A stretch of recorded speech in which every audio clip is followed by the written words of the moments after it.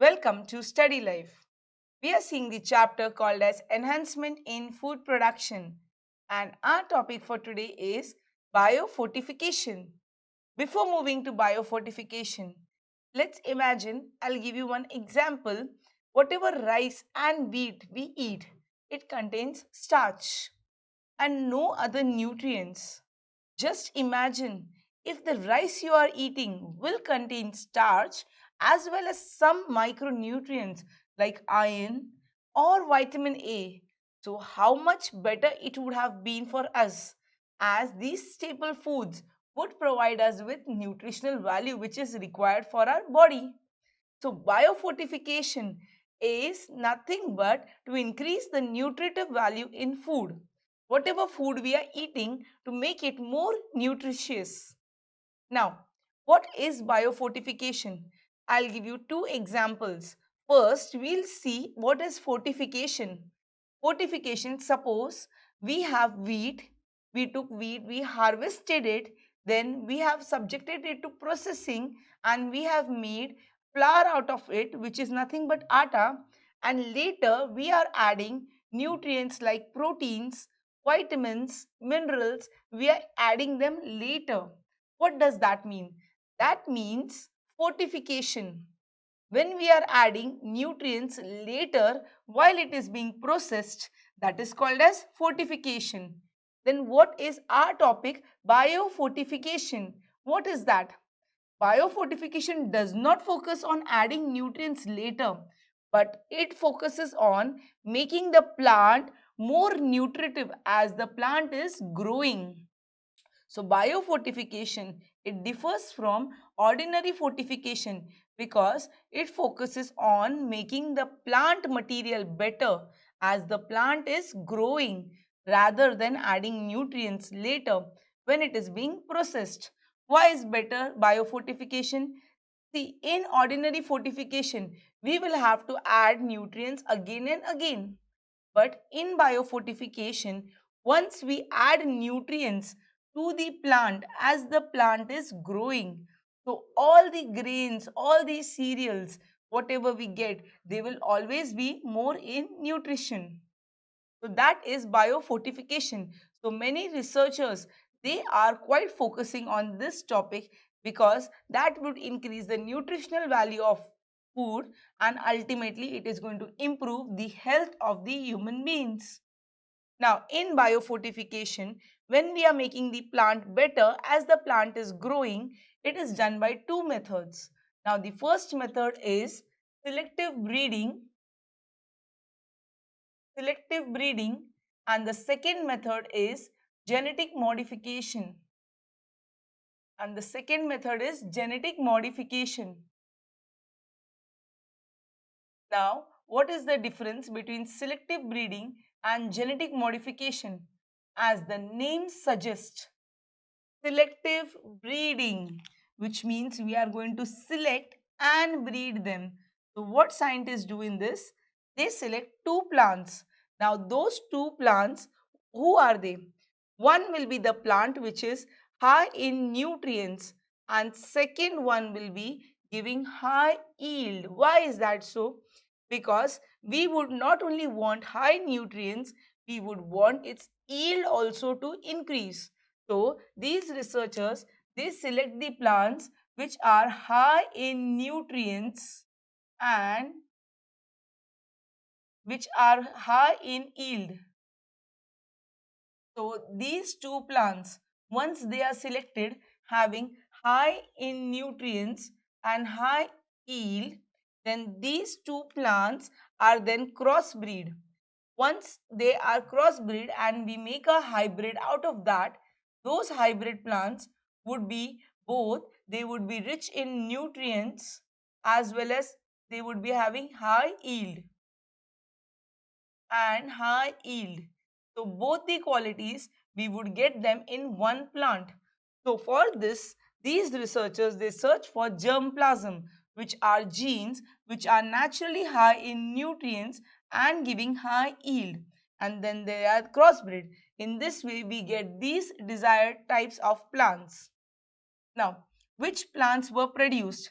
Before moving to that, let us see what are the objectives of selective breeding, why it is done. Now, the objectives of selective breeding are to improve the protein content and quality, to improve the oil content and quality, improve micronutrient content and quality. In short, it is to improve all the basic nutrients which are required. So that is done in selective breeding to improve the all the micronutrient and the normal nutrients. So that is all done in selective breeding. What are the examples? Let us look at the examples. So in examples, the first example is we have hybrid maize, which is nothing but corn, hybrid maize, which is containing double the amount of amino acids. Double the amount of amino acids. Which amino acids it is containing?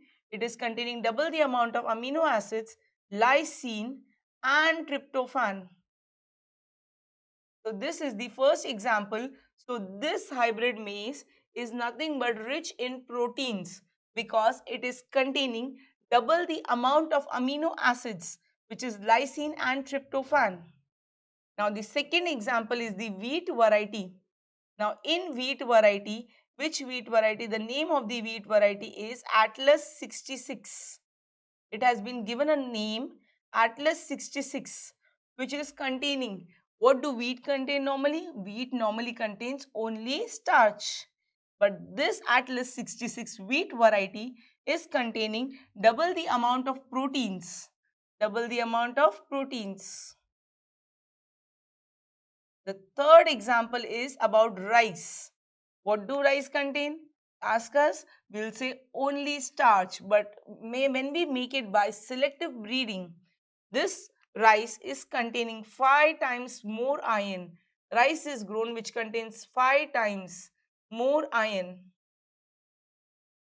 Then is vitamin A, which is very essential because this deficiency of vitamin A causes various disorders. So, vitamin A carrot, enriched carrot, spinach and pumpkin. So, this is containing vitamin A, more amount of vitamin A. So, vitamin A enriched carrot, spinach and pumpkin is made.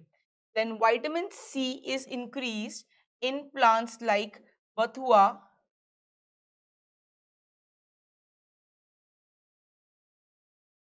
so this is all which are produced by selective breeding.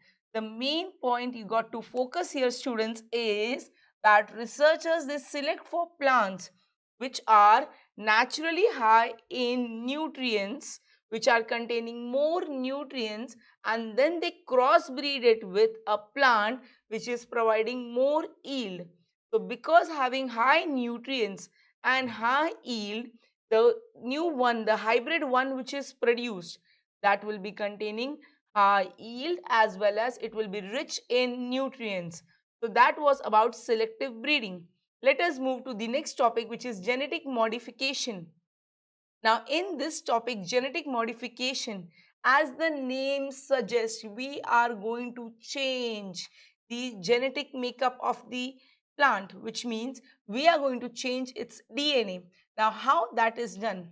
Let us see, started with a typical example, because this genetic modification is widely applied in making genetically modified organisms, which are also known as GMOs. So this is a very upcoming topic which is widely used in plant breeding. Now in genetic modification, the most common and very important example is of golden rice. Now rice being golden color, we have seen rice being white color. Now why these are golden rice? Now these golden rice, they are produced as a result of genetic modification to increase the nutritional value. This golden rice is containing it is containing vitamin A. Now how this golden rice is produced? This golden rice is produced by taking genes from soil bacterium. The soil bacterium is called as Erwinia and maize or daffodil genes. This is a soil bacterium which is called as Erwinia and maize or daffodil genes. And what is done after taking these genes? They are incorporated, maize or daffodil genes, they are incorporated or they are put into the rice genome. They are put into the rice genome. They are incorporated into the rice genome. So as a result, this rice is going to produce more amount of beta carotene. When we say beta carotene, what is it? This beta carotene is nothing but a precursor of vitamin A. So this beta carotene is also called as provitamin A. And after we consume these rice, what happens? They get converted into vitamin A inside our body.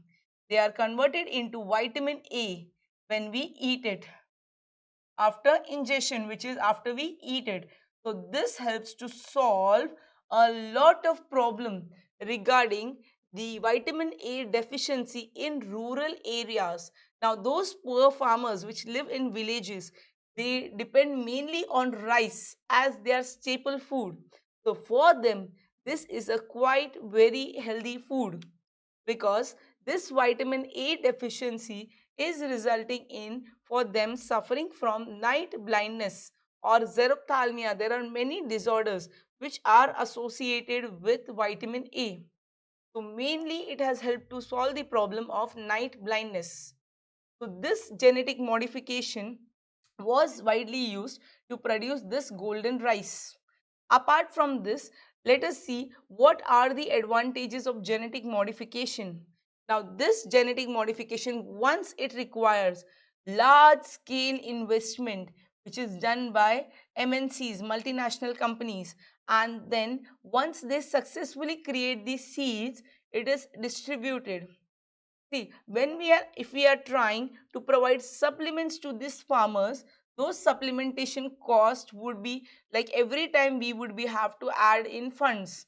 But once we are genetically modifying and we are creating a plant which is nutritional value, so it requires just one time investment and those seeds can be distributed to these farmers and it helps to solve their problem of micronutrient deficiency. The only drawback is that these seeds need to be distributed every time. It is because these characters are once these characters are developed, so they need those same seeds again to develop, which means the production which we get that cannot be used for next year. The only drawback is that seeds need to be supplied every year. Apart from that, it is much better than providing supplements to solve the problem of micronutrient deficiency. So this was all about fortification and biofortification, which was our topic. I hope students it is very clear. Please try and solve the questions which are upcoming now. And thank you. For more videos, please stay tuned to Study Life. Thank you.